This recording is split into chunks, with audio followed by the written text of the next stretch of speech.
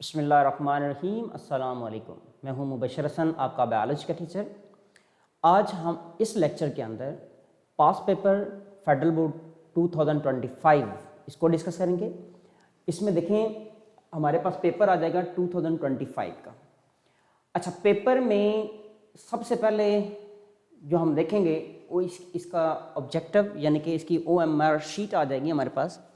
ये सामने हमारे पास शीट आ गई है। अब इस शीट में हमने देखना क्या है कि सबसे पहले हमारे पास आ जाएगा रोल नंबर। आपने सबसे पहले अपना रोल नंबर यहाँ पर मेंशन करना है। रोल नंबर कैसे मेंशन करना है? ये सपोज करें आपके पास रोल नंबर है, मैं इसके लिखता हूँ जैसा कि 1 2 3 1 2 3 4 5 6 7 सपोज आपके पास ये सपोज वैल्यू है। अच्छा, तो ये जो 1 हमने यहाँ पर मेंशन कर दिया, रोल नंबर हमने लिख दिया, तो क्या करेंगे यहाँ पे 1 को हम क्या करेंगे, सबसे पहले सर्कल भी करेंगे। फिर ये 2 है, 2 सर्कल करेंगे। फिर 3 है, 3 वाला बॉक्स सर्कल करना है। देन 4 सर्कल करेंगे। देन नेक्स्ट 5 सर्कल करेंगे। देन 6 को सर्कल करेंगे। देन 7 को सर्कल करेंगे। ये एक मैंने रैंडम रोल नंबर यहाँ पे मेंशन कर दिया। आपने क्या करना है, रोल नंबर यहाँ पर लिखना भी है और साथ इसके बबल को फिल भी करना है। यहाँ से स्टार्ट हो गया। इसके बाद आ जाएंगे आंसर शीट नंबर। यहाँ पर ये देखिएगा, ये आंसर शीट नंबर कौन सा है, ये भी बड़ा इंपॉर्टेंट है। ये आंसर शीट आपको जो ई शीट मिलेगी उसका नंबर होगा। यहाँ पर देखते हैं जी, ये हमारे पास एक ई शीट है, ये ई शीट है। अब ये एक सैंपल है, इसके ऊपर नंबर तो वाजे नहीं है, लेकिन हम यहाँ पे कह सकते हैं, सपोज करें इस ई शीट का नंबर जो है वो 786 है। सपोज कर लेते हैं हम, सपोज वैल्यू लिख लेते हैं कि इसका नंबर क्या है, 786 है।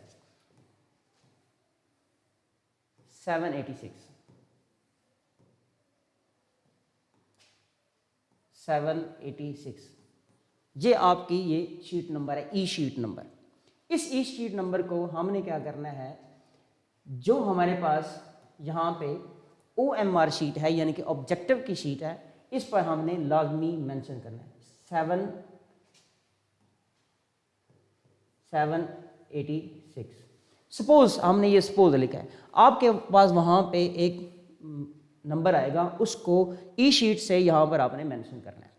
अच्छा, फिर यहाँ पर इन्विजिलेटर साइन, जो आपके रूम में टीचर मौजूद होंगे जो इन्विजिलेशन कर रहे होंगे, उनके सिग्नेचर ज़रूरी हैं, वो आपने यहाँ पे साइन करवाने हैं। वो खुद ही आके साइन करेंगे। अगर आपके साइन मिसिंग है तो उनसे रिक्वेस्ट कर लेनी है कि सर हमें यहाँ पे साइन कर दें, तो वो आपको साइन कर देंगे। सपोज करें मैं यहाँ पे, मैं तो अपने साइन कर रहा हूँ, ठीक हो गया। तो इस तरह से वो यहाँ पे साइन करेंगे। अब आपका ये पेपर स्टार्ट हो जाएगा।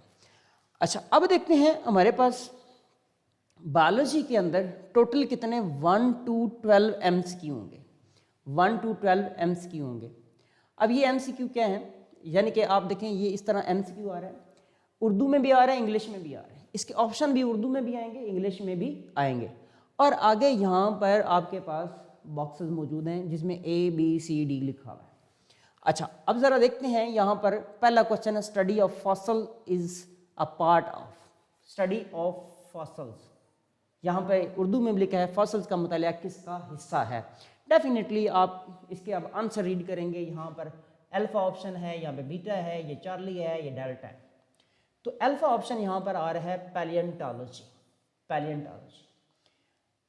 बीटा ऑप्शन आ रहा है इकोलॉजी, चार्ली आ रहा है एनाटॉमी, डेल्टा आ रहा है साइटोलॉजी। अब आपका जो आंसर होगा, आपने यहाँ पे उसको सर्कल नहीं करना। आपने ऐसा नहीं है कि इसको सर्कल कर दिया या फिर आपने इसको टिक कर दिया ऐसे, तो आपका ये आंसर करेक्ट कंसिडर नहीं होगा, यानी कि ये आपका एक नंबर यहाँ से ज़ाया हो जाएगा। तो आपने क्या करना है, इस ऑप्शन को, यानी कि ये ऑप्शन आपका अल्फा ठीक है, तो आपने यहाँ पर अल्फा पे जाना है और इसके बबल को फिल करना है। अब आपका ये जो क्वेश्चन है 100% जो है वो करेक्ट कंसिडर होगा। इसी तरह हम चलेंगे दूसरे क्वेश्चन की जानब। If human and cats belong to same class, human और कैट्स की सेम क्लास है, they must belong to same. अब अगर ह्यूमन और कैट की क्लास सेम है तो आपने ये बताना है कि इसका कौन सा ग्रुप सेम हो सकता है। क्लास सेम है तो डेफिनेटली इससे अबव जो है फाइलम ठीक होगा, फाइलम जो है वो एक जैसा होगा। ऑप्शन में चलते हैं, जीनस एक जैसा नहीं है, फाइलम फैमिली एक जैसी नहीं है, ऑर्डर एक जैसा नहीं है, फाइलम यहाँ पर हमारे पास फाइलम आ जाएगा। अच्छा याद रखिएगा, मैं यहाँ पर लाइन लगा रहा हूँ, आपने अपने पेपर के ऊपर कोई लाइन नहीं लगानी, किसी किस्म की कोई राइटिंग नहीं करनी, सिर्फ यहाँ पर इस OMR शीट के ऊपर आपने क्या करना है, बबल को फिल करना है, इन बॉक्सेस को फिल करना है। मैं इसको रिमूव कर रहा हूँ। अब यहाँ से हम अपना आंसर देखेंगे, हमारा आंसर क्या है, फाइलम इज करेक्ट, यानी कि ऑप्शन डेल्टा इज करेक्ट। तो हम क्या करेंगे, डेल्टा में जाएंगे और इस डेल्टा को हम फिल कर देंगे। ये आपका इस तरह से दूसरा ऑब्जेक्टिव करेक्ट कंसिडर होगा। अगर आपने सपोज करें आपको डेल्टा आपका मिस्टेकनली आपने लगा दिया, या फिर आपने फाइलम को लगा दिया, अल्फा को यानी कि जीनस भी लगा दिया, अब दो बबल फेल हो गए, तब भी आपका क्या होगा, ये इनकरेक्ट कंसिडर होगा। इसका मतलब ये क्वेश्चन आपका इनकरेक्ट है। अच्छा सपोज करें आप मिस्टेकनली यहां पर लगा लेते हैं और यहां पर भी लगा लेते हैं, तो आप इसको कोशिश करें इस तरह से, इस तरह क्रॉस करें और फिर यहां पर लिखें। ये आपके पास एक ऑप्शन है कि वो आपका करेक्ट कर दें, लेकिन ये भी आपका रॉन्ग कंसिडर होगा। आपने कोशिश ये करनी है कि जो आपका राइट आंसर है उसको पहले देखना है, यहां से देखना है, यहां से देखना है, और फिर यहां से बड़े केयरफुली आपने यहां पे बबल को फिल करना है। आगे चलते हैं जी। Colonial organization is the unique feature of kingdom. Colonial organization किसका फीचर है? क्या एनिमल का फीचर है, फंजाई का फीचर है, प्रोटिस्टा का फीचर है, प्लांटी का फीचर है? हाँ जी, आपने इसमें बताना है कि ये किसका फीचर है। देखें जी, प्रोटिस्टा। प्रोटिस्टा ऑप्शन हमारे पास चार्ली यहाँ पर, ये प्रोटिस्टा यानी कि ये चार्ली यहाँ पर आएगा और इस तरह से हमारा करेक्ट कंसिडर होगा। अच्छा सपोज करें आपने यहाँ पर बीटा लगा दिया था, बीटा लगा दिया, अब आपके पास यहाँ पर देखो आपकी मिस्टेक हो चुकी है। ह्यूमन में एरर्स होते हैं, ह्यूमन एरर्स होते हैं, तो मिस्टेकनली यहाँ पर लग जाता है, तो अब वाइटो अलाउ नहीं होता। लेकिन अगर आपके पास वाइटो है तो आप इसको वाइटो कर दें, बजाय के 0 नंबर आए तो बेहतर यही है कि आप लगा दें। हो सकता है कि आपका करेक्ट कर दिया जाए, 100% नहीं है कि आपको करेक्ट कर दिया जाए, हो सकता है, पॉसिबिलिटी है कि आप इसको वाइटो करेंगे। जैसे मैं यहाँ पर इसको वाइटो कर रहा हूँ, इसको मैंने वाइटो कर दिया, अब पॉसिबिलिटी है कि आपका आंसर जो है वो चार्ली करेक्ट कर दिया जाए। आगे चलते हैं जी क्वेश्चन नंबर 4 की तरफ। Which organelle is considered as protein factory of cell? Protein की फैक्ट्री क्या है? माइटोकॉन्ड्रिया है, न्यूक्लियस है, राइबोसोम्स हैं, लाइसोसोम्स हैं। हमने बताना है कि राइबोसोम्स जो हैं ये क्या होती हैं, प्रोटीन की फैक्ट्री है। राइबोसोम्स क्या है? प्रोटीन फैक्ट्री है। आगे चलते हैं जी क्वेश्चन नंबर 5 की तरफ। Which system is involve in regulating blood glucose level? Blood glucose level को कौन सा सिस्टम जो है वो मेंटेन करवाता है या रेगुलेट करवाता है? देखिए हमारे पास हार्मोन है, हार्मोन में इंसुलिन होता है, वो हार्मोन कहाँ से प्रोड्यूस होता है? वो एंडोक्राइन ग्लैंड से प्रोड्यूस होते हैं, और उन्होंने क्या करना होता है, ग्लूकोज के लेवल को मेंटेन करना होता है। तो endocrine, skeleton, immune system, nervous system, तो यहाँ पे हमारे पास राइट आंसर क्या आएगा, एंडोक्राइन सिस्टम। तो यहाँ पे इसमें हमारा राइट आंसर आ जाएगा एंडोक्राइन सिस्टम। आगे चलते हैं। Which one can not be the part of pyrimidine?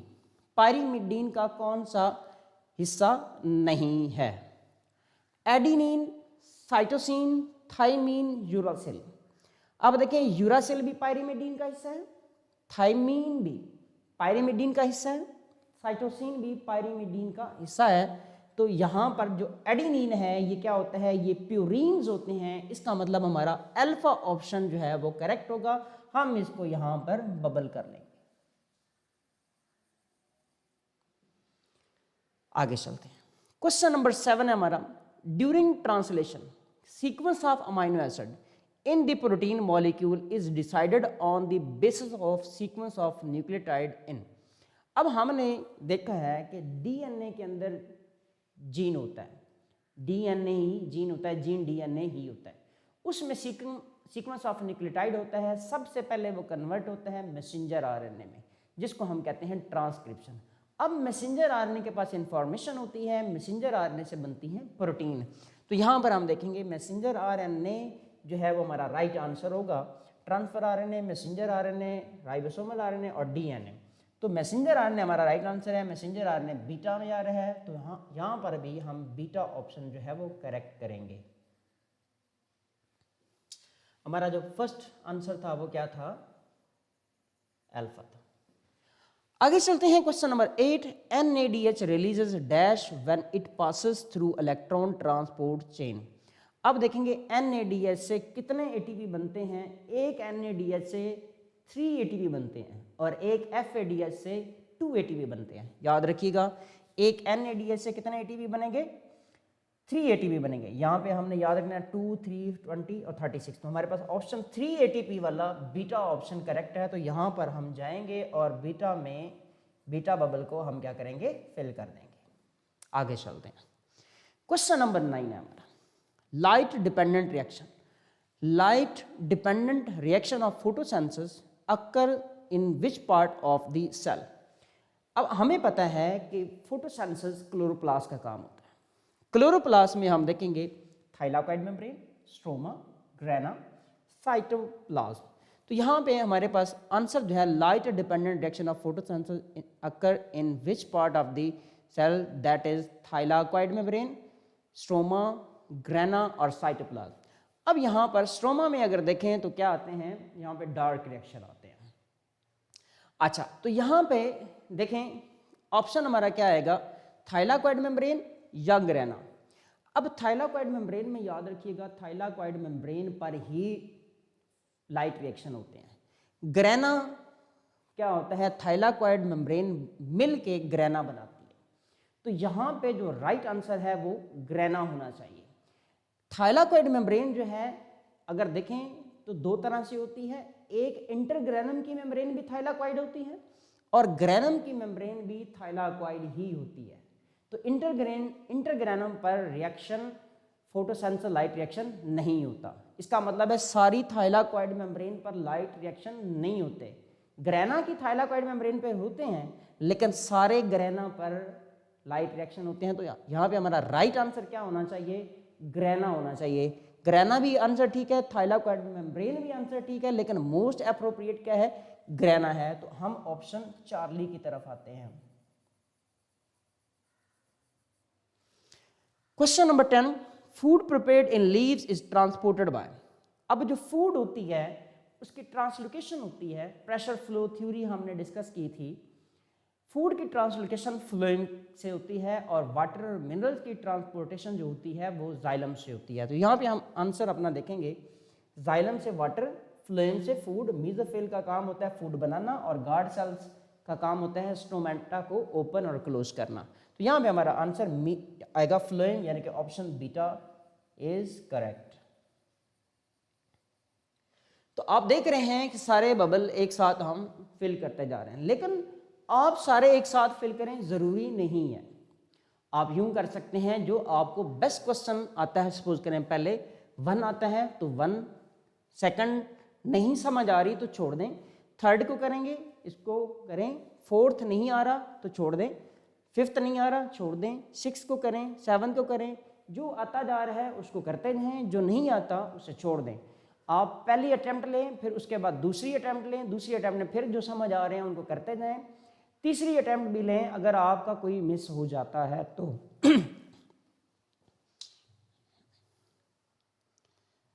आगे चलते हैं जी। Question number 11 and question number 12। 11 में है the evolutionary process by which new biological species arise is called. अब वो प्रोसेस जिसमें नई स्पीशीज बनती हैं, नई स्पीशीज के बनने को हम कहते हैं speciation. Speciation, natural selection, artificial selection, selective breeding और ऑप्शन डेल्टा है हमारे पास स्पीशिएशन। तो ऑप्शन डेल्टा में हम यहाँ पर स्पेसिएशन पे बबल को फिल करेंगे। नेक्स्ट क्वेश्चन नंबर 12 है। 12 में देखें यहाँ पर क्या है, द फर्स्ट सेल और tiny piece of parent plant used in tissue culture is known as. अब जिस प्लांट से हम पार्ट लेते हैं उस प्लांट को हम क्या बोलते हैं, एक्स प्लांट कहते हैं। यहाँ पर देखते हैं प्लांटलेट, सीडलिंग, एक्स प्लांट और कैलस। तुम्हारा राइट आंसर होगा एक्स प्लांट। ये था आपका ऑब्जेक्टिव। अगर आपने इसको प्रॉपर अपने टाइम पे फिल कर लिया है तो आप अपने वहां पे मौजूद इन्विजिलेटर को जमा करवाएंगे। आप देखें इंपॉर्टेंट बात है, इसके लिए 12 मार्क्स हैं और 15 आपको मिनट्स जो हैं वो अलाउ किए जाएंगे। आपने पेपर के टाइम पे पहुंचना है और टाइमली इसको फिनिश करके उनको प्रोवाइड कर देना है। अब हम चलते हैं जी नेक्स्ट हमारा क्वेश्चन। अब चलेंगे पार्ट 2 जो कि हमारा सब्जेक्टिव है। अब सब्जेक्टिव पेपर आपके पास मौजूद होगा, ऐसे एज इट आपका पेपर होगा। देखें इसके लिए टाइम कितना रिक्वायर है, 2 और 45 मिनट्स। इसके लिए आपके मार्क्स कितने हैं, 53 हैं और इसके 2 सेक्शन है, सेक्शन बी और सेक्शन सी। अच्छा, ये आपके पास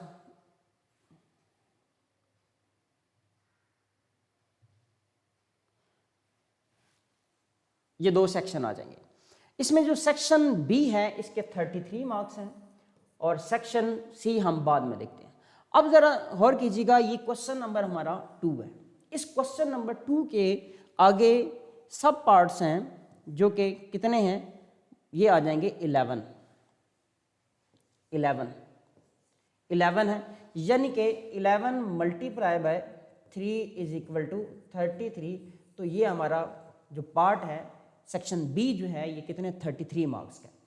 अब यहाँ पर एक बड़ी इंपॉर्टेंट बात है, आपके पास देखें इस पेपर के अंदर उसने वाज़े तौर पे रूब्रिक्स खुद ही बता दिए हैं, आपको इस बात से अंदाज़ा हो जाना चाहिए। अब देखिए सपोज करें आपका पहला क्वेश्चन है, ये है what is meant by biology, और ये देखें क्वेश्चन नंबर फर्स्ट आ जाएगा, यहाँ पे लिखा हुआ और एक्सप्लेन बायोडाइवर्सिटी एंड क्लासिफिकेशन। आपके पास ये पेपर का पहला क्वेश्चन है, आप या तो ये क्वेश्चन करेंगे या फिर ये क्वेश्चन करेंगे। आपके पास ऑप्शन है, यानी कि यहाँ पे एक पहले क्वेश्चन के अंदर ऑप्शन है और चॉइस आ गई है कि आप कौन सा क्वेश्चन सॉल्व करेंगे। अब आपने देखना है जिस क्वेश्चन की प्रेजेंटेशन आपके लिए सबसे बेस्ट है, जिसको आप अच्छी तरह हेडिंग्स लगा के लिख सकते हैं और जिस क्वेश्चन में पहले आप फुल मार्क्स हासिल कर चुके हो, आपने उस क्वेश्चन को प्रेफर करना है। जिस क्वेश्चन में डिफरेंस आए उसको प्रेफर करें, जिसकी आपको अच्छी तरह से 2 से 3 हेडिंग्स आती हैं वो आप लिखें, या फिर जिसके अच्छे से 3 पॉइंट आते हैं आपने उसको यहाँ पे लिखना है। तो इस तरह से आपके जो 11 क्वेश्चन है हर एक के अंदर चॉइस आ जाएगी। अब देखें यहाँ पे what is meant by biology उसने 3 मार्क्स के लिए दिया। दूसरा क्वेश्चन जरा चेक करें, क्वेश्चन नंबर 2 है what is the theory of evolution by natural selection and list any 4 of its basic plants. तो इसमें उसने 1+2 यानी कि 1+2 यानी कि 2 रूब्रिक्स दिए हैं। पहले क्या what is theory of evolution by natural selection, पहले आप थ्योरी का बताएंगे, थ्योरी क्या है इसका मतलब आपको 1 नंबर मिलेगा। And list the any 4 of its basic units points, तो 2 नंबर आपको इसके मिलेंगे। इस क्वेश्चन के बाद हम चलते हैं इसके सारे सॉल्यूशन की तरफ। इसको हमने यहाँ पे राइट अप कर दी है कि इसको शॉर्टली ब्रीफली हमने पॉइंट्स आपको बता दिए हैं, उन्हीं पॉइंट्स की आपने एक्सप्लेनेशन करनी है। चलते हैं जी आगे, इसी पेपर को हम आगे एक्सप्लेन करने जा रहे हैं। सेक्शन सी में हम देखेंगे हमारे पास 4 क्वेश्चन आ जाएंगे, 3, 4, 5, 6, इनमें भी आपके पास 100% ऑप्शन आ जाएगा। तो आगे चलते हैं जी, हमने जो ये यहाँ पे हमारा जो सेक्शन ए था 12 मार्क्स के लिए 15 मिनट्स के लिए, ये भी हमने राइट अप कर दिया है ताकि आपको अगर वो पेपर ब्लर नज़र आ रहे हैं तो आपके लिए यहाँ से रीड करना आसान हो। जैसे हमारा पहला क्वेश्चन था study of fossil is a part of palaeontology, हमने इसको सॉल्व कर लिया। हम चलते हैं किसकी जानब, सेक्शन बी की तरफ जाते हैं। सेक्शन बी में चूँकि मैंने जैसे आपको बताया कि हमारे पास जो पहला क्वेश्चन है उसके 2 क्वेश्चन हैं, उसमें से हमारे पास ऑप्शन है, हमारे पास चॉइस है कि हम उसमें से कौन सा करेंगे। उसमें से हमने एक एक यहाँ पे राइट किया है। आपने एज इट जैसे हमने आपको बताना है, आपने एज इट उसको राइट अप करना है, तो पॉसिबल है कि आप मैक्सिमम मार्क्स हासिल कर सकें। यहाँ पे क्वेश्चन नंबर 2 का पहला पार्ट है what is meant by biology. अब इम्पॉर्टेंट बात यह है कि आपको पूरे का पूरा क्वेश्चन लिखने की ज़रूरत नहीं है। आपने यहाँ पे जो आपके पास ये जो पार्ट है ये ऑलरेडी वहाँ पर मेंशन होगा ई शीट के ऊपर कि आपका पार्ट कहाँ पर है। अब ये क्वेश्चन है आपके पास, हम चलते हैं अभी ई शीट की तरफ। ई शीट में भी हम देखते हैं कि हमारे पास कितनी लाइंस हैं और किस तरह से हमने उसको राइट अप करना है। चलें, ये आ गई हमारे पास ई शीट। ई शीट देखें, ये बोर्ड की F22 की फेडरल बोर्ड की आपके पास ई शीट आपको नज़र आ रही है। आपने यहाँ पर देखें, ये शीट फिजिक्स, केमिस्ट्री, बायोलॉजी और कंप्यूटर साइंस यानी कि चारों सब्जेक्ट के लिए इसी तरह की ई शीट आपको मिलेगी। अच्छा, इसके साथ देखें, सबसे पहले आपने उसी तरह रोल नंबर लिखना है। मैं यहाँ पर आपका रोल नंबर मेंशन कर देता हूँ। उसी तरह मैं लिखता हूँ 1 2 3 4 5 6 7। उसी तरह आप इसको बबल से फिल करेंगे। आपने मुकम्मल तौर पे इसको फिल करना है, इसके अंदर स्पेस आपने नहीं छोड़नी, ताकि जब इसको स्कैन किया जाए तो स्कैनिंग में कोई प्रॉब्लम ना आए।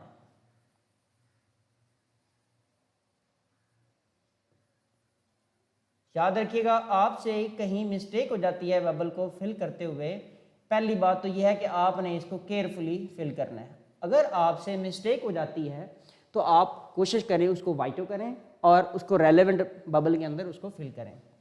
6 को 6 में लगाएंगे।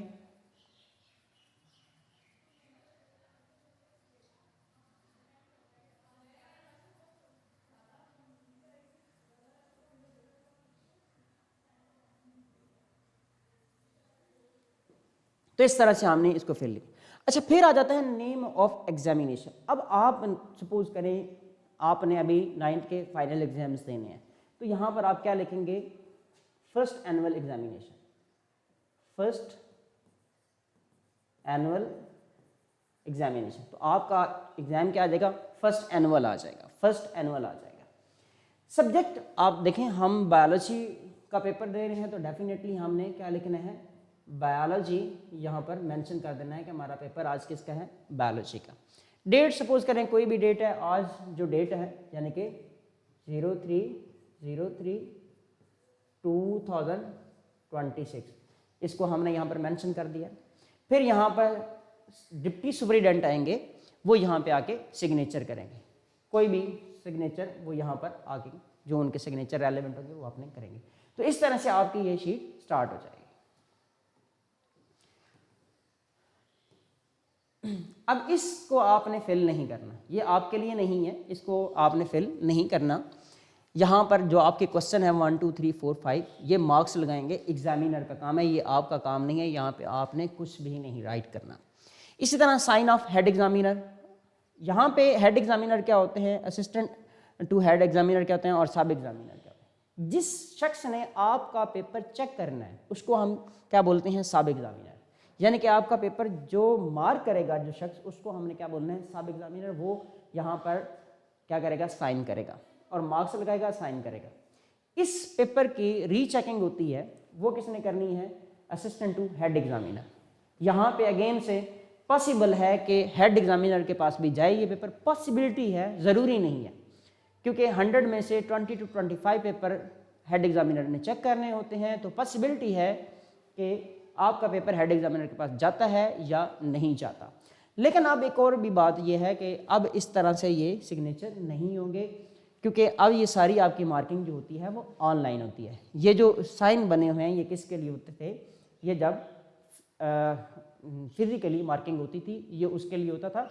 अभी ऑनलाइन के लिए यहाँ पर वो साइन नहीं करेंगे, आपने इसको नहीं छेड़ना, ऐसे ही छोड़ देना। यहाँ पर मार्क्स आपके लगते हैं टोटल। तो ये आपकी शीट है।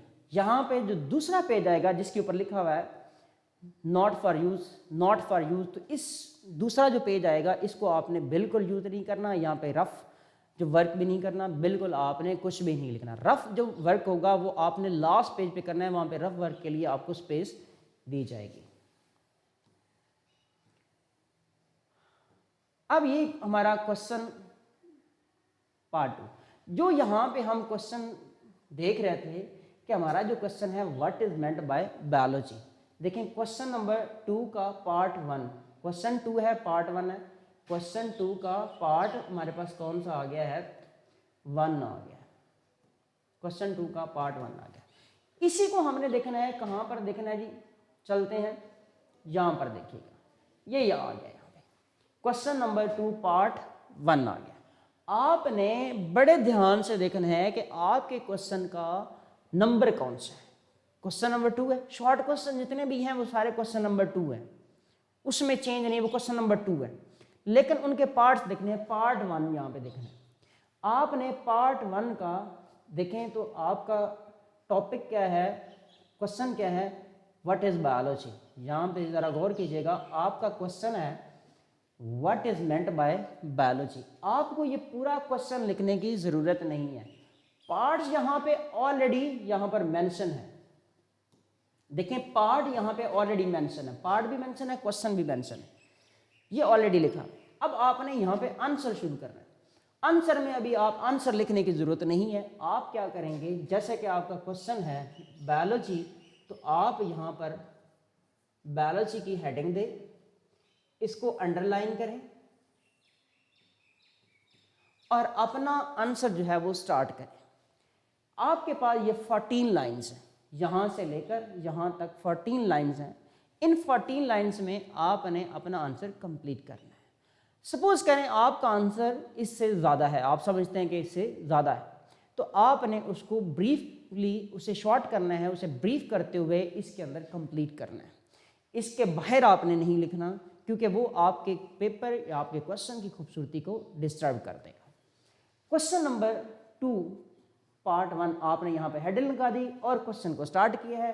लास्ट पे आपको क्लोज करने की भी जरूरत नहीं है, क्योंकि इससे आगे आपका क्वेश्चन 2 का पार्ट 2 वैसे ही स्टार्ट हो जाएगा।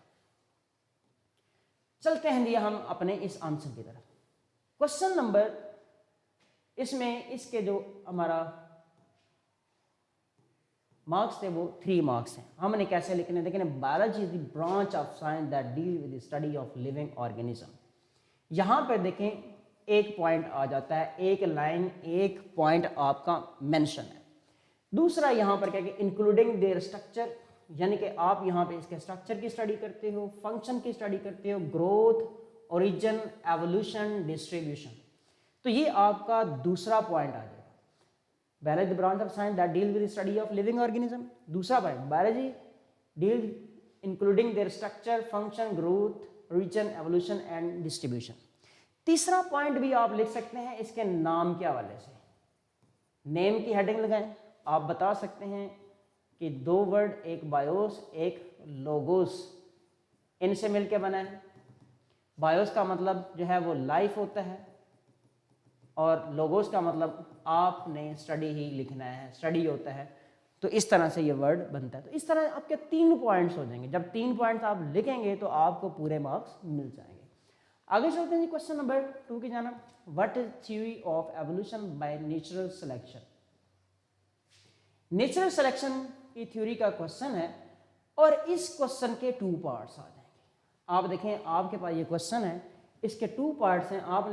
आपको बताया गया है कि इसका 1 नंबर है और इसके 2 नंबर है, 1 मार्क एंड 2 मार्क्स, तो 3 मार्क्स आपके हैं। आपने पहले देखें बड़े खूबसूरत अंदाज में यहाँ पर इसको मेंशन कर दिया गया है।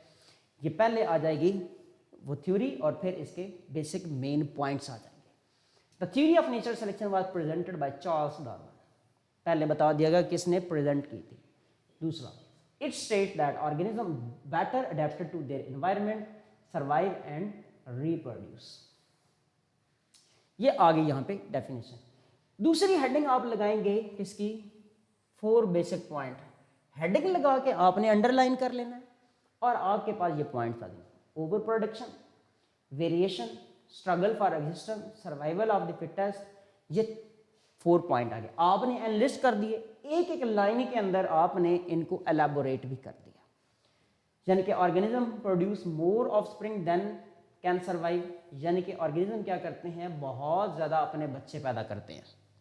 Variation, individual show variation, individual show variation, variation यानी कि दूसरा point. Struggle for existence, limited resource cause competition, survival of fittest, best adapted individual survive and pass trait to next generation. यानी कि क्या होता है, बेस्ट जो ऑर्गेनिज्म होते हैं, इंडिविजुअल होते हैं, वो सर्वाइव करते हैं और अपने जो करैक्टर होते हैं नेक्स्ट जनरेशन को पास कर देते हैं। एक बात याद रखिएगा, बड़ी इंपॉर्टेंट बात करने लगा हूं। सपोज करें आप सेंटेंस लिख रहे हैं, एक वर्ड है, आपको वर्ड नहीं आ रहा, उसकी इंग्लिश भूल गई है, वो वर्ड उर्दू में आपको आता है, आपको नहीं आ रहा सेंटेंस का वो वर्ड, तो आप कोशिश करें इंग्लिश का कोई और वर्ड लिखें, लेकिन आपको वो भी नहीं आ रहा, तो आप उस वर्ड की जगह वो उर्दू का वर्ड आपने मेंशन कर देना है लाजमी, और उससे आगे आप अपना पॉइंट स्टार्ट कर सकते हैं। सपोज करें organism better adapted to their environment, आपको एनवायरनमेंट की इंग्लिश भूल गई है, तो अडेप्टेड टू देयर एनवायरनमेंट यहाँ पर आप लिखें, आपको उर्दू का पता है कि माहौल है, तो आप लिखें और आगे आपने इसको कंप्लीट कर देना है। That is very important point, आपने ये याद रखना है। आगे चलते हैं जी, क्वेश्चन नंबर 3 के जाना। Question number 3, draw the structure of nucleotide and label its parts. Very important, ये जो आपका क्वेश्चन है बहुत अहम है। एटीपी का स्ट्रक्चर आ जाता है या कुछ भी आप उसमें बता सकते हैं, इसके लेबल इट्स पार्ट्स। तो इसके बेसिकली कितने पार्ट्स हैं, 3 पार्ट्स हैं। 3 पार्ट्स हैं, नाइट्रोजनस बेस, पेंटोज शुगर और फॉस्फेट ग्रुप। ये आपके पास आ गया। अब इसको आपने स्ट्रक्चर में कैसे बताना है, सबसे पहले तो आप ये ड्रॉ करेंगे, ये आपकी क्या है, शुगर है, ये आगे शुगर,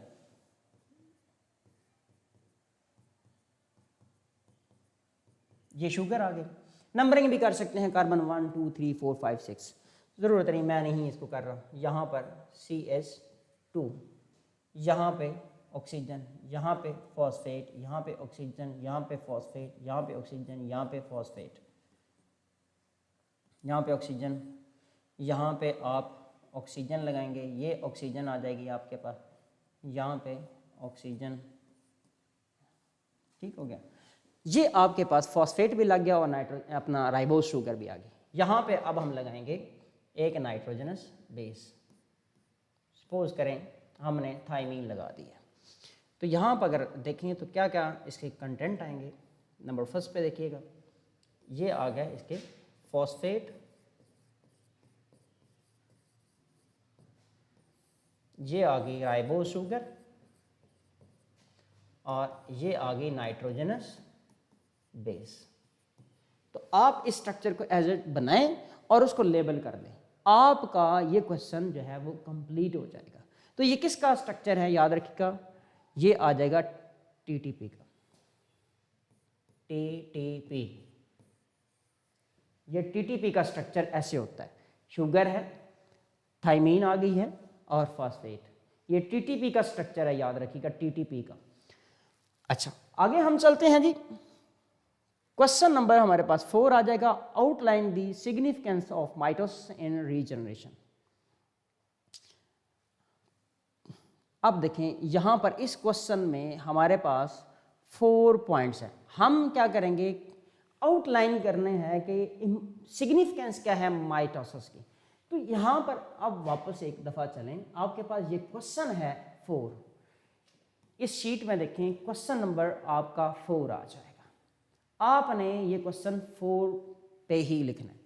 आप पहले हेडिंग लगाएंगे, किसकी हेडिंग लगेगी, या आपने लगानी है, पहला लिखना है पॉइंट सिग्निफिकेंस ऑफ, सिग्निफिकेंस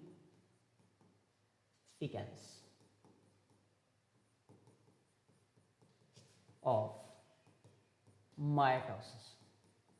आपने पूरा क्वेश्चन नहीं लिखना, आप इसको अपने स्केल के साथ आपने अंडरलाइन करना है।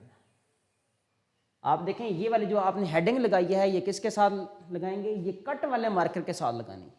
कट वाला मार्कर आपके पास होना चाहिए जिसके साथ आप ये लिखेंगे। अच्छा, आपने लगा दिया।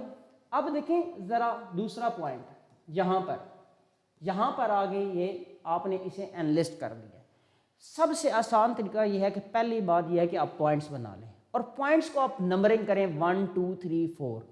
दूसरा आप क्या कर सकते हैं, उसकी हेडिंग्स बना सकते हैं। जैसा कि आपके पास ये क्वेश्चन आ गया, mitosis produce identical sales. Mitosis क्या बनाता है, आइडेंटिकल सेल्स बनाता है, पहला पॉइंट। दूसरा, इट रिप्लेसेस डैमेज्ड और डेड सेल्स। तीसरा, हेल्प इन हीलिंग। चौथा, enable regeneration of loss body part, यानी कि रीजनरेशन में हेल्प करे। अब देखें, regeneration, healing, replacement, production of identical cell. आपके ये जो वर्ड्स यहां पर मैंने मेंशन किए हैं ये आपकी हेडिंग्स हैं, आप इनको हेडिंग्स में लिख सकते हैं। आगे चलते हैं। हमारा क्वेश्चन नंबर 5 है, enlist three major tissue in human stomach. देखो, स्टमक के अंदर 3 मेजर टिश्यूज हम लिख रहे हैं। 3 का मतलब यानी कि यहां पर 1 + 1 + 1 यानी कि 3 मार्क्स हैं आपके यहां पर। In human stomach with their role, और साथ उसका रोल भी लिखना है। इसका मतलब है एक टिश्यू लिखेंगे तो आधा नंबर, रोल लिख देंगे तो पूरा 1 नंबर। यहां पर देखिएगा आपने एनालिस्ट कर दिया 1 2 3, epithelial tissue, muscle tissue, connective tissue. फिर देखें ये इसका रोल हम बताएंगे। अब आपने ये सिर्फ लिख दिया तो इसका मतलब है यहां पे आपको 1.5 मार्क्स मिलने हैं। ये भी साथ मेंशन करेंगे सारे तो फिर 1.5। अगर अकेला एक लिख है तो उसके 0.5, इसके 0.5, इसके 0.5। सिर्फ ये फंक्शन लिख है 0.5, इसके 0.5 मार्क्स मिलेंगे। यानी कि आप इसका देखें तो 3 रूब्रिक्स हैं बेसिक। हर एक रूब्रिक का जो है आगे मजीद 2 पार्ट्स हैं। मसल टिश्यू क्या करते हैं, churns and mix food. Connective tissue क्या करते हैं, support and bind tissue together. ये आपके पास आ जाते हैं। तो इस तरह से आपका ये क्वेश्चन कंप्लीट हो जाता है। नेक्स्ट चलते हैं जी, question discuss the role of ATP as source of energy. Any 3 points. Very important point. देखिए उसने बता दिया 3 पॉइंट, इसका मतलब 3 पॉइंट लिखने हैं तो आपको 3 मार्क्स मिलने हैं। देखिए क्वेश्चन के अंदर ही आपको रूब्रिक्स नजर आ रहे हैं कि क्या क्या रूब्रिक्स होंगे। ATP stores energy in the phosphate bond, पहला पॉइंट। एटीपी जो है जो एनर्जी किस बॉन्ड में स्टोर करता है, वो फॉस्फेट बॉन्ड होता है। यानी कि आपने जो लिखा है POP, इस बॉन्ड में एनर्जी। दूसरा POP। तीसरा जो है वो बॉन्ड क्या आ जाएगा, POC। तो 3 बॉन्ड है। इसका मतलब है यहां पर जरा गौर कीजिएगा, इसमें भी एनर्जी है और इसमें भी एनर्जी है। जब ये टूटेगा तो एनर्जी देगा, ये टूटेगा तो एनर्जी देगा, ये टूटेगा तो एनर्जी नहीं देगा, क्योंकि ये POC है, POP नहीं है। तो बड़ी इंपॉर्टेंट बात है। आगे चलते हैं जी, release energy when converted to ADP। यानी कि ATP है, ATP हाइड्रोलाइज होगा तो क्या बनाएगा, ADP प्लस फॉस्फेट बनाएगा, प्लस यहाँ पे एनर्जी भी रिलीज होगी। ये काम किसने करना होता है, एंजाइम ने करना होता है। ATPase एंजाइम में जो होता है, तो ADP बनाता है और फिर एनर्जी रिलीज होती है। दूसरा point, provide energy for active transport. Active transport, muscle contraction and biosynthesis. तो मल्टीपल बातें उसने कर दी। आप 1-2 बातें वे लिखेंगे तो आपके पॉइंट्स पूरे हो जाएंगे, आपको मार्क्स मिल जाएंगे। आपने याद रखें, देखें मैं सिंपल पॉइंट आपको बता रहा हूं, आपने इन पॉइंट्स को थोड़ा सा एलैबोरेट करके लिख रहे हैं। आगे चलते हैं। Describe mechanism of transport of mineral salts in plants by active transport. Active transport, देखें जी, एक्टिव ट्रांसपोर्ट से आपने क्वेश्चन 7 में इसका आंसर लिखना है। Mineral ions move from lower to higher concentration. Active transport में क्या होता है, पहला पॉइंट ये होता है लोअर से हायर की तरफ जाता है। जो आयंस होते हैं या मिनरल्स होते हैं ये कहाँ से कहाँ जाते हैं, लोअर से हायर की तरफ जाते हैं। दूसरा, requires energy from ATP, requires energy from ATP, यानी कि एनर्जी चाहिए होती है ATP से आती है। ज़रूरी नहीं ATP से, और भी वेज होते हैं, लेकिन यहाँ पे हम क्या बात करेंगे, सिर्फ ATP की बात करेंगे। आगे carrier proteins in root cells membrane help in transport. बाज़ का यहाँ पर क्या होती है, कैरियर प्रोटीन का भी इस्तेमाल होता है। Occur mainly in root hair. तो यहाँ पर आप देखें 4 पॉइंट्स लिखे हुए हैं, आप 3 पॉइंट्स भी लिखें हेडिंग के साथ तो आपको इसके 3 मार्क्स मिल जाएंगे, 1 + 1 + 1। आगे चलते हैं, क्वेश्चन नंबर हमारा 8 है, briefly explain vegetative propagation in the leaves. बड़ा सिंपल सा सवाल है, सीधे सीधे इसके रूब्रिक्स हैं, यानी कि आप लिखेंगे तो 3 मार्क्स आ जाएंगे। याद रखिएगा, इसमें आपने याद रखना है 2 मार्क्स इसकी डिस्क्रिप्शन के होंगे, 1 मार्क इसकी एग्जाम्पल का होगा। वो कहते हैं इन सम प्लांट्स, यहाँ पर मेंशन कर दिया इन सम प्लांट, आप इसको एंड पे लेके जाए, ये एंड पे लेके जाए। Bird develop leaf margin on leaf margin, these birds grow into new plants when detached। It is an asexual method of producing identical offspring. देखिए इसमें कितने पॉइंट्स आ गए, 1 2 3 पॉइंट्स आ गए। 3 पॉइंट्स आपने इसके इंट्रोडक्शन में दे दिए। आप पहले यहाँ पे हेडिंग लगा सकते हैं इंट्रोडक्शन की। दूसरी एग्जांपल आप क्या हेडिंग लगाएंगे, एग्जांपल की। तो आपको 2 मार्क्स यहाँ पे मिलेगा, 1 नंबर यहाँ पे मिलेगा, तो आपका क्वेश्चन पूरा हो जाता है। आगे चलें तो क्वेश्चन है जी, differentiate between macronutrients and micronutrient. ये हमारा क्वेश्चन नंबर 9 है। आपने अब देखें डिफरेंशिएट का वर्ड आ गया, बड़े गौर से देखिएगा, डिफरेंशिएट का वर्ड आ गया है। आपने डिफरेंस में लिखना है, आपने दरमियान में लाइन लगानी है, पहला पॉइंट लिखना है, दूसरा लिखना है। कोशिश करें आपके पास 3 पॉइंट्स इसमें बन जाएं, तो यहाँ पे ये तीसरा पॉइंट, और सीक्वेंस लगा लें, पहले कौन सा पॉइंट लिखना है, दूसरा कौन सा लिखना है, तीसरा कौन सा लिखना है।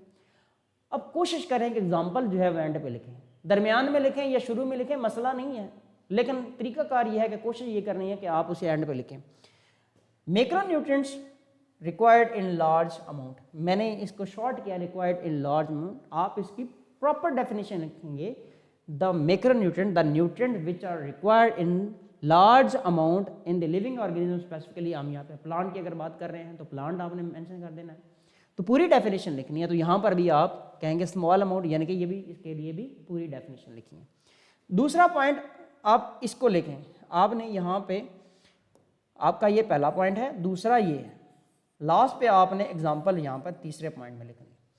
Important for growth and structure, growth and structure के लिए जरूरी है। यहाँ पे हेल्प एन एंजाइम फंक्शन, जो माइक्रोन्यूट्रिएंट्स होते हैं ये ज़्यादातर एक्टिवेटर होते हैं एंजाइम के, तो यहाँ पे एंजाइम फंक्शन के लिए, यहाँ पे ग्रोथ एंड स्ट्रक्चर के लिए दूसरा पॉइंट आएगा।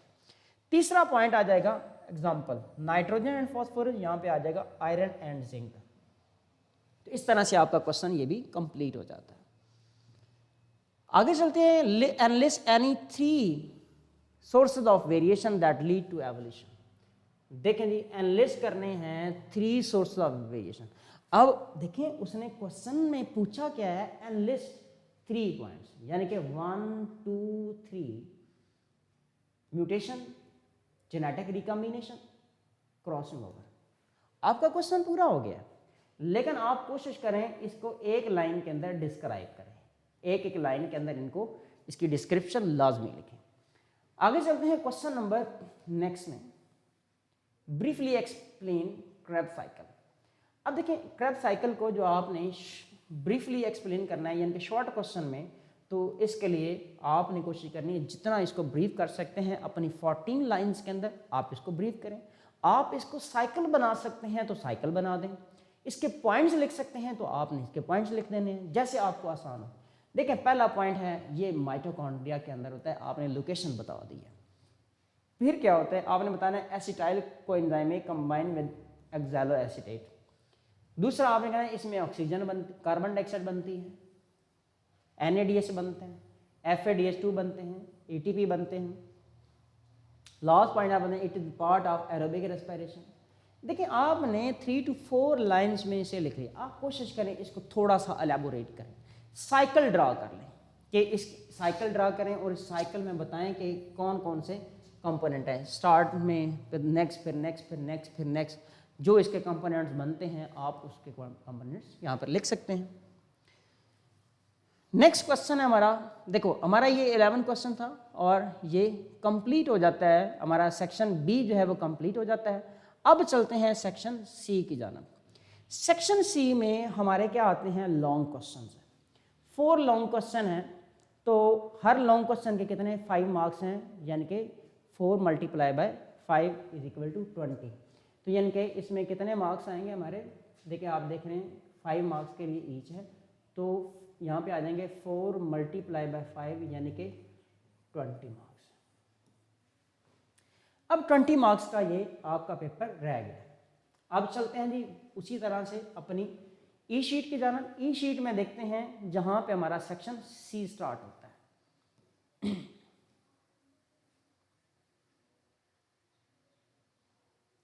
सेक्शन सी यहाँ से स्टार्ट होता है, क्वेश्चन नंबर 3। याद रखिएगा जो क्वेश्चन नंबर 3 है हमने उसको क्वेश्चन नंबर 3 में ही लिखना है। क्वेश्चन नंबर 3 को क्वेश्चन नंबर 4 में नहीं लिखना, क्वेश्चन नंबर 4 को क्वेश्चन नंबर 3 में नहीं लिखना। और आपने अगर मिस्टेकनली वहाँ पर क्वेश्चन नंबर 3 की जगह क्वेश्चन नंबर 4 पूरा अटेम्प्ट कर दिया, पहले तो आप बड़े ध्यान से देखिए, अटेम्प्ट कर दिया है, तो फिर आपके पास अब ऑप्शन क्या है, ऑप्शन ये नहीं है कि आप उसको सारे को वाइटो कर दो या क्रॉस कर दो। उसके लिए आपके पास एक ही ऑप्शन है, उसके ऊपर आप क्या करें, क्वेश्चन नंबर 3 को वाइटो करके यहाँ पे क्वेश्चन नंबर 4 आप मेंशन कर दें, बजाय कि आप पूरे पेपर को क्रॉस करें कि आपने पूरा रॉन्ग लिख दिया और उसको आप क्रॉस कर रहे हो। बजाय कि आप ये करो या पूरे को वाइटो करने के बजाय आपके पास पॉसिबिलिटी यही है कि 3 की जगह आप 4 मेंशन कर दो। अब पॉसिबल है कि आपका ये क्वेश्चन चेक कर दिया जाए, पॉसिबिलिटी है, मैं 100% नहीं कह रहा कि आपका पेपर का ये क्वेश्चन चेक हो जाएगा, मैं कह रहा हूँ कि मैक्सिमम चांसेस हैं, 70-80% चांसेस हैं कि आपका ये क्वेश्चन इस तरह से चेक कर दिया जाएगा। आगे चलते हैं, क्वेश्चन नंबर हम कह रहे हैं 3 को हमने देखना है। क्वेश्चन नंबर 3 का ज़रा गौर कीजिएगा, इसके लिए हमारे पास 2 पेजेस हैं, यहाँ से 4 शुरू हो जाएगा। 3 के लिए पूरे 2 पेज हैं हमारे पास। Then you can say more than enough for long question, more than enough for long question. 2 page हैं हमारे पास, पूरे शीट के 2 पेज हैं जिनके ऊपर हमने लॉन्ग क्वेश्चन लिखना है। चलते हैं जी अपने क्वेश्चन की जानब। क्वेश्चन में हमने देखना है, describe the first 5 steps of scientific method.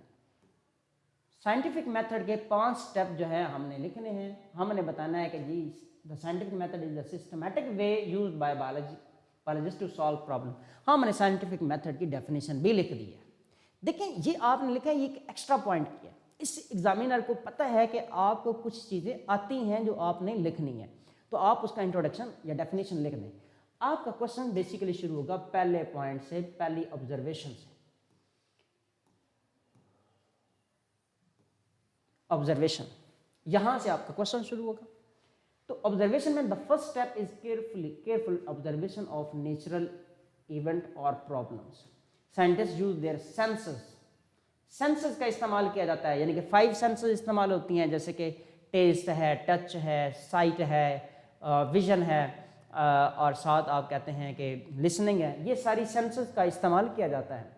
Example of biologist observes that plants near a window grow taller. वो कहता है कि एक प्लांट है जो कि विंडो के पास मौजूद है और वो जो है वो ज़्यादा, उसकी ग्रोथ ज़्यादा है और वो उसकी लेंथ ज़्यादा है। मैं इसको एक सिंपल वे में यहाँ पर मेंशन किया। आपने देखा कि इसके अंदर मैंने क्या मेंशन किया है, इसका इंट्रोडक्शन दिया है, शॉर्ट सा ब्रीफ सा इंट्रोडक्शन दिया है। आपने अपनी बुक के अकॉर्डिंग इसको एलेबोरेट करना है, क्योंकि 2 पेजेस के अंदर इसको आपने फिनिश भी करना है। आगे एग्जाम्पल भी आपने मेंशन कर दी है। नेक्स्ट पॉइंट है प्रॉब्लम स्टेटमेंट। अब प्रॉब्लम स्टेटमेंट क्या आएगी, after observation a clear question is formed. एक क्वेश्चन क्लियर आपके पास बन जाता है और उसकी एग्जाम्पल ये है, एग्जाम्पल ये आ जाएगी यहाँ पर जो हमने लिखा है, does light affect plant growth.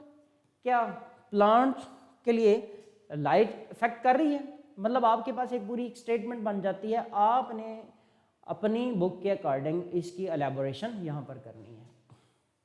Next चलते हैं, हाइपोथेसिस। हाइपोथेसिस में hypothesis is a tentative explanation और possible answer to the problem. यहाँ पे देखें इसकी डेफिनेशन आ जाती है, ये बेसिकली ये डेफिनेशन आ गई हाइपोथेसिस की। हाइपोथेसिस आप लिखें, नंबर पॉइंट 3 दें और इसको अंडरलाइन करें। आपने यहाँ पे दूसरा point, it must be testable and measurable, ये टेस्टेबल होना चाहिए, यानी कि इसकी प्रॉपर्टी बता दी है। आपने कोशिश करनी है 3 to 4 लाइन्स के अंदर इसको कंप्लीट करना है। 3 to 4 लाइन्स, 3 to 4 लाइन के अंदर हर एक पॉइंट को 3 to 4 और 3 to 5 लाइन्स के अंदर आपने इसे कंप्लीट करना है। Example, plants grow taller in the presence of light, ये उसने हाइपोथेसिस बना दिया। प्लांट अगर लाइट है तो प्लांट्स जो हैं वो अच्छा तेजी से ग्रो करते हैं, ज़्यादा ग्रो करते हैं, उनकी लंबाई ज़्यादा बढ़ती है। डिडक्शन, डिडक्शन क्या होता है? प्रिडिक्शन या deduction are logical outcomes based on the hypothesis. Example, if plants are kept in darkness they will not grow properly. वो कहता है कि अगर प्लांट्स को इसमें रखा है, डार्क में रखा है, तो वो ग्रो नहीं करेगा। अब देखें, वो हम प्लांट के ऊपर ही हम बात करेंगे, बार बार उसी की बात कर रहे हैं कि प्लांट्स हैं, आपने दो ग्रुप बना लेने हैं, एक प्लांट ग्रुप 1 है, दूसरा ग्रुप 2 है। आप क्या करेंगे, उनके ऊपर एक्सपेरिमेंट करते हैं। एक एक्सपेरिमेंटल ग्रुप है, एक कंट्रोल ग्रुप है। Data is collected and recorded. आपने दोनों को, एक को लाइट में रखा है, एक को डार्क में रखा है, तो उसमें आपने देखा है कि क्या वाकई लाइट का इफेक्ट होता है या नहीं होता। तो आपके पास क्या आ जाएगी, एक डिटेल आ जाएगी जिसको आप क्या बोलते हैं, conclusion. Results are analyzed. If results support hypothesis, accepted. If not, rejected. ठीक हो गया जी। तो अगर तो आपके रिजल्ट्स ठीक हैं तो उसको एक्सेप्ट किया जाता है, तो हाइपोथेसिस जो है उससे आगे थ्योरीज बन जाती हैं। और अगर हाइपोथेसिस को वो एक्सपेरिमेंट सपोर्ट नहीं कर रहा है तो हाइपोथेसिस को वहाँ पे क्या किया जाता है, रिजेक्ट कर दिया। This method ensure accuracy and reliability in biological research. तो हमने इसको ब्रीफली डिस्क्राइब की है। आपने क्या करना है, इसको बड़े अच्छे अंदाज में हर पॉइंट को 3 to 4 और 5 लाइन्स के अंदर आपने राइट अप करना है। आगे चलते हैं, क्वेश्चन नंबर 4 है हमारा, explain the structure of nucleus, also draw it's diagram. जरा गौर कीजिएगा, एक्सप्लेन द स्ट्रक्चर, आपने स्ट्रक्चर न्यूक्लियस का लिखना है। याद रखिएगा, अगर वो ये वाला पॉइंट ना भी लिखता तो आपने तब भी उसका स्ट्रक्चर ड्रॉ करना है। यहाँ पर वाज़ेह है कि इसका मतलब है अबाउट 3 मार्क्स इसके हैं और लेबल डायग्राम बनाएंगे तो 2 मार्क्स इसके लिए। डिपेंड कर रहा होता है एग्जामिनर के ऊपर, वो इसको 4+1 करता है या 3+2 करता है, डिपेंड्स अपॉन। तो इस हवाले से आपने यहाँ पर देखा है। स्ट्रक्चर ऑफ न्यूक्लियस में सबसे पहले न्यूक्लियर इन्वेलप आ जाती है, आपने इसकी हेडिंग लिखनी है। इससे पहले भी nucleus is the control centre of the cell, ये भी आपने इसका इंट्रोडक्शन मेंशन कर दिया। Structure of nucleus, nuclear envelope, आप हेडिंग लगाएंगे। Double membrane structure, separate nucleus from cytoplasm, has nuclear pores for exchange of material. तो ये न्यूक्लियर इन्वेलप के हवाले से आपने 3 to 4 लाइन्स में आपने मेंशन करना है। नेक्स्ट आप न्यूक्लियर पोर्स के हवाले आ जाएंगे। न्यूक्लियर पोर्स को भी आपने 3 to 4 लाइन्स में कंप्लीट करना है। Small opening in nuclear membrane allow movement of RNA and protein. इसके अलावा एंजाइम भी हो सकते हैं। आरएनए कौन कौन से हो सकते हैं ये बता सकते हैं, न्यूक्लियोटाइड्स हैं, आयंस हैं, और बताना है कि न्यूक्लियर पोर्ट किससे बने होते हैं, प्रोटीन से बने होते हैं। तो आपकी ये 3 से 4 लाइन्स जो हैं यहाँ पे कंप्लीट हो जाती है।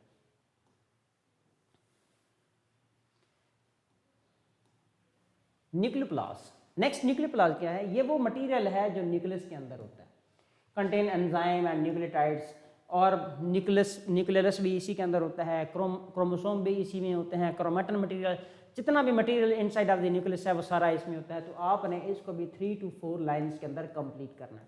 Next, nucleus dense spherical body responsible for the ribosomal formation. फिर इसके पार्ट्स हैं वो भी आपने मेंशन करने हैं। तो यानी कि यहाँ पर भी आपने 3 to 4 लाइन्स में इसको कंप्लीट करना है। देन क्रोमेटिन मटेरियल की हेडिंग लगाएंगे और इसको अंडरलाइन करेंगे।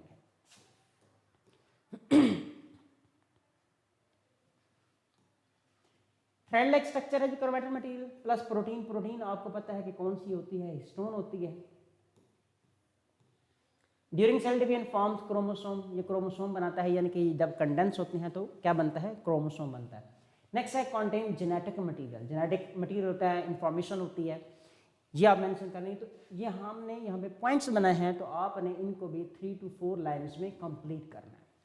Function of nucleus function of nucleus इसका लास्ट पॉइंट है, control cell activities, store hereditary information DNA, regulate protein synthesis तो ये प्रोटीन सेंसस को भी कंट्रोल करता है। चलते हैं जी इसकी लेबल डायग्राम की तरफ। यहां पर एक लेबल डायग्राम आपको बना दिया है, this one is the complex. आप इसको बनाना सीख सकते हैं, बड़ा आसान वे है, कोई इतना मुश्किल नहीं है। आप इससे भी सिंपल बना सकते हैं, आप सर्कल बना के और फिर साथ उसके ईआर और राइबोसोम्स और न्यूक्लियर पोर्स आप बना सकते हैं। अब यहाँ पर गौर कीजिएगा, यहाँ पर क्या क्या पॉइंट्स हैं। सबसे पहले आप बाहर देखें तो इसकी ये क्या नज़र आ रही है आपको, न्यूक्लियर इन्वेलप नज़र आ रही है। न्यूक्लियर इन्वेलप यहाँ पे नज़र आ रही है, इस तरह से आप देखें तो न्यूक्लियर इन्वेलप नज़र आ रही है। न्यूक्लियर इन्वेलप में आप देखें एक इसकी आउटर मेम्ब्रेन है, एक इनर मेम्ब्रेन है। फिर आप इसके अंदर पोर्स देख रहे हैं, न्यूक्लियर पोर्स आ जाते हैं, दो यहाँ पे पार्ट्स आपके हो गए। फिर यहाँ पे आपको ये साइटोप्लाज्म नज़र आ रहा है, इसका न्यूक्लियोप्लाज्म, मटीरियल नज़र आ रहा है, मैटर नज़र आ रहा है, न्यूक्लियोप्लाज्म। फिर यहाँ पे आपको ये क्या नज़र आ रहा है, इसका न्यूक्लियस नज़र आ रहा है। याद रखिएगा इसकी मेम्ब्रेन बनाई गई है, इसकी मेम्ब्रेन नहीं होती, आपने इसको सिंपल ड्रॉ करना है। फिर यहाँ पे देखें तो आपको ये क्रोमैटिक मटेरियल नज़र आ रहा है, और इसके बाहर आपको ER नज़र आ रहे हैं, RER, और जिनके ऊपर राइबोसोम भी लगे। तो बड़ा सिंपल सा है, इसमें कोई मुश्किल नहीं है।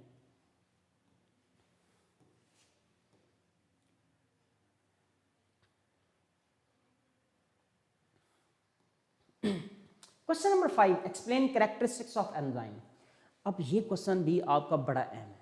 अब देखें कैरेक्टरिस्टिक्स आप पॉइंट्स में लिख सकते हैं, नंबरिंग कर सकते हैं 1 2 3 4 5 6, लेकिन उससे भी बेस्ट वे है कि अगर आप इसको क्या लिखें, इसको हेडिंग्स बना के लिखें। आपको उसने मेंशन कर दिया है कि enzymes are biological catalyst made up of protein, उसने आपको यहाँ पे इंट्रो भी दे दिया है, इंट्रोडक्शन भी आ गया। फिर आप देखें हेडिंग है, पहला point most enzymes are protein in nature. Specificity दूसरा point, enzymes are act on specific substrate, amylase works on starch. Reusability, reusability का मतलब है एंजाइम अगेन अगेन इस्तेमाल हो सकते हैं, रिएक्शन के अंदर इस्तेमाल नहीं होते, यूज अगेन एंड अगेन। फिर आगे देखें optimum temperature, optimum temperature, each enzyme works best at specific temperature 37 degree Celsius. अगर ह्यूमन की बात करें, ऑप्टिमम पीएच, हर एंजाइम स्पेसिफिक पीएच में काम करता है, जैसे कि पेप्सन जो है वो एसिडिक मीडियम में काम कर रहे हैं। फास्ट एक्शन, फास्ट एक्शन में the speed up reaction 1000 times. Sensitivity to extreme condition, अगर टेम्परेचर चेंज करें तब भी डी नेचर हो जाते हैं, पीएच चेंज करें तब भी डी नेचर हो जाते हैं। आगे है explain Watson and Crick's model of DNA, that is very important long question. अच्छा देखिएगा, इसमें एक्सप्लेन करना है वाटसन एंड क्रिक के मॉडल को, इसके सारे पॉइंट्स लिखने हैं और साथ आपने इसको ड्रॉ करना है, तो आपके पास 4+1 आ जाएगा। यानी कि ड्रॉ करेंगे तो 1 हो सकता है, 3+2, ये डिपेंड कर रहा है कि एग्जामिनर ने इसके रूब्रिक्स क्या बनाए। पहले इंट्रो दें, 1953 में वाटसन एंड क्रिक ने डबल हेलिक्स मॉडल जो है वो प्रपोज किया था। मेन फीचर में number first double helix, DNA consist of 2 polynucleotide strand twisted around each other. दोनों जो हैं, दूसरा पॉइंट लिखेंगे, एंटी पैरेलल हैं, एक 5 to 3 और एक 3 to 5, यानी कि दो चेन है, एक 5 to 3 प्राइम है और दूसरी क्या होगी 3 to 5, ये ऑपोजिट है, एंटी पैरेलल इसे कहते हैं। इसके बाद देखें sugar phosphate backbone, outer part of DNA is made of alternating deoxyribose sugar and phosphate, ये इसकी शुगर फॉस्फेट बैकबोन होगी। ये तीसरा पॉइंट आ जाएगा। चौथा nitrogenous bases adenine, thymine, guanine और साइटोसिन होती हैं। पांचवा पॉइंट इसमें क्या आ जाएगा, कॉम्प्लीमेंट्री बेस पेयरिंग, यानी कि एडेनिन और थाइमिन में 2 हाइड्रोजन बॉन्ड है, एडेनिन और थाइमिन 2 हाइड्रोजन बॉन्ड, ग्वानिन और साइटोसिन में 3 हाइड्रोजन बॉन्ड आपके सामने मौजूद है। आप इसको पूरे सेंटेंस की फॉर्म में लिख सकते हैं। Genetic information sequence of bases store genetic code importance, explain DNA application, explain heredity, basic structure of molecular biology, यानी कि आप ये इसकी इंपॉर्टेंस बता सकते हैं डीएनए के मॉडल के हवाले से। अब ये आपके पास एक मॉडल बनाया गया, आप इसको यहाँ पे हॉरिजॉन्टल है, आप वर्टिकली इसको ड्रॉ कर सकते हैं, हॉरिजॉन्टल है वर्टिकली इसको ड्रॉ कर सकते हैं, यानी कि आपको नज़र आ रहा है एक इसकी स्टैंड 5 to 3 और दूसरी 3 to 5 आपको नज़र आएगी, 5 to 3 एंड 3 to 5, ये आपने इस तरह से देखनी है, एक 5 to 3 है और दूसरी 3 to 5 आपको नज़र आएगी, 3 to 5।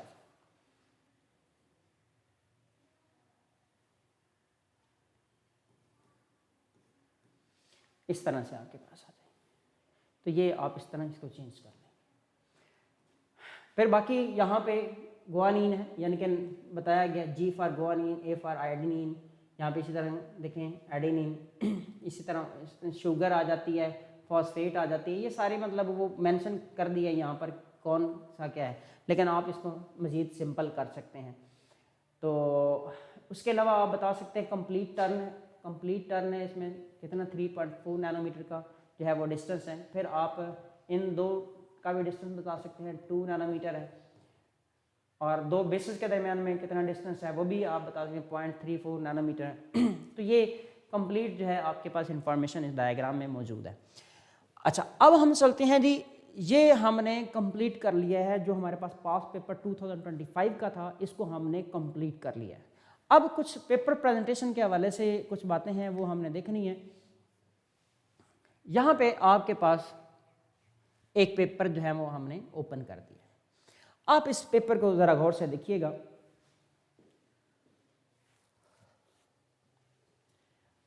पेपर को देखें जरा, यहां पे क्वेश्चन दिया गया, क्वेश्चन नंबर 2 है, क्वेश्चन नंबर 2 है, इसका पार्ट जो है वो 10th वन है। क्वेश्चन है एंटीबायोटिक रेजिस्टेंस, यानी कि क्वेश्चन ये है कि एंटीबायोटिक जो होती हैं वो रेजिस्टेंस, बैक्टीरिया उसके अगेंस्ट रेजिस्टेंस कैसे क्रिएट करता है, बैक्टीरिया एंटीबायोटिक्स के अगेंस्ट रेजिस्टेंस कैसे क्रिएट करता है। देखें कितनी खूबसूरत अंदाज में पहले हेडिंग लगाई गई है, कट वाले मार्कर के साथ हेडिंग लगी है और कट वाले मार्कर के साथ ही उसको अंडरलाइन किया गया। देन देखें, पहले वो बता रहा है antibiotics are used to treat bacterial infection, however bacteria have ability to resist their function. याद रखिएगा ये टॉपर स्टूडेंट का पेपर है जिसने बोर्ड के अंदर टॉप किया, ये उस बच्चे का पेपर है। देखें जी क्या क्या रीजन है, म्यूटेशन है, इंटरनल मैकेनिज्म है, कॉन्जुगेशन है, no efficiency, over use. Mutation देखें यहाँ पे उसी तरह कट वाला मार्कर के साथ लिखा है, अंडरलाइन किया है, हेडिंग लगाई, अंडरलाइन किया, हेडिंग लगाई, अंडरलाइन किया, हेडिंग लगाई, अंडरलाइन किया, पॉइंट्स लिख दिए, लेकिन पॉइंट्स लिख दिए तो छोड़ा नहीं है, यहाँ पे 3 पॉइंट्स भी लिख देता ये स्टूडेंट तो 3 मार्क्स मिल जाता, लेकिन उन्होंने 5 पॉइंट्स लिखे। तो यहाँ पे आप एफिशिएंसी चेक कर सकते हैं स्टूडेंट की जिसने टॉप किया। Mutation, it is one of the cause that bacteria develop resistance, जिसमें बैक्टीरिया रेजिस्टेंस क्रिएट करता है। Sometimes their internal mechanism stop working of antibiotics. तो आपने ये देखें यहाँ पे कि पॉइंट्स भी लिखे हैं और उनको एलाबोरेट भी किया, कितने खूबसूरत अंदाज में। तो यहाँ पर एग्जामिनर जो होता है वो मजबूर हो जाएगा इसको फुल मार्क्स देने के लिए। आगे चलते हैं, नेक्स्ट क्वेश्चन देखें, ये फ्लेक्शन एंड एक्सटेंशन का डिफरेंस आ जाता है। मैकेनिज्म ऑफ ब्रीदिंग, कितने खूबसूरत अंदाज में मैकेनिज्म में पहले डेफिनेशन है, फिर इनहेलेशन, फिर एक्सहेलेशन और उसके कॉन्सेप्ट, क्या क्या फीचर और उनकी एक्सप्लेनेशन साथ बताई जा रही। इसके बाद लॉ ऑफ सेग्रीगेशन, एक लॉन्ग क्वेश्चन है, उसको डिस्कस किया जा रहा है।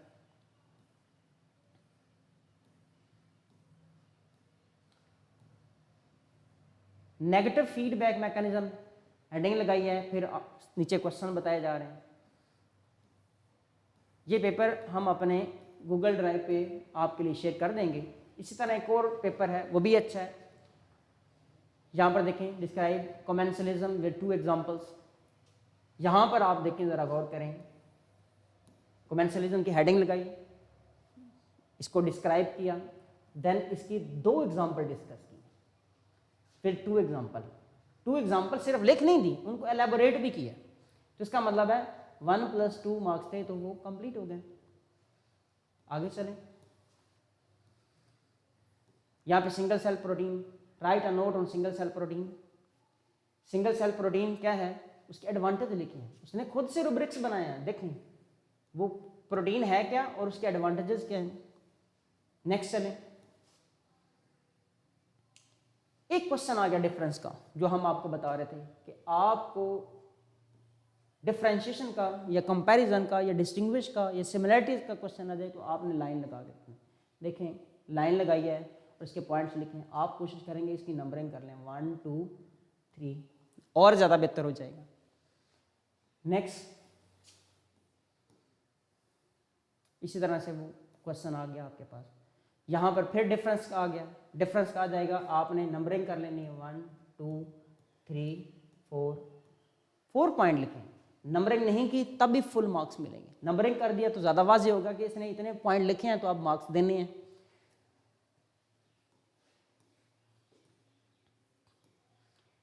तो ये भी पेपर हम अपने गूगल ड्राइव की वर्कशीट के हिसाब से हम वहाँ पे अपलोड कर देंगे।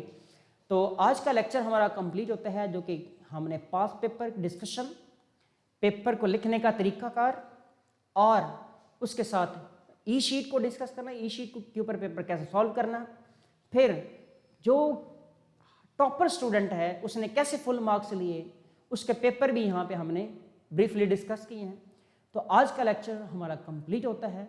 अपना ख्याल रखिएगा, हमारे चैनल का भी ख्याल रखिएगा, अपने फ्रेंड से शेयर कीजिएगा। ये लेक्चर हाईली इंपॉर्टेंट है, अपने तमाम फ्रेंड से शेयर करना है। वीडियो पसंद आए तो लाइक ज़रूर कीजिएगा और कमेंट्स भी दीजिएगा। कोई सजेशन है तो वो भी ज़रूर आप शेयर कीजिएगा। अपना ख्याल रखिएगा। अल्लाह हाफ़िज़।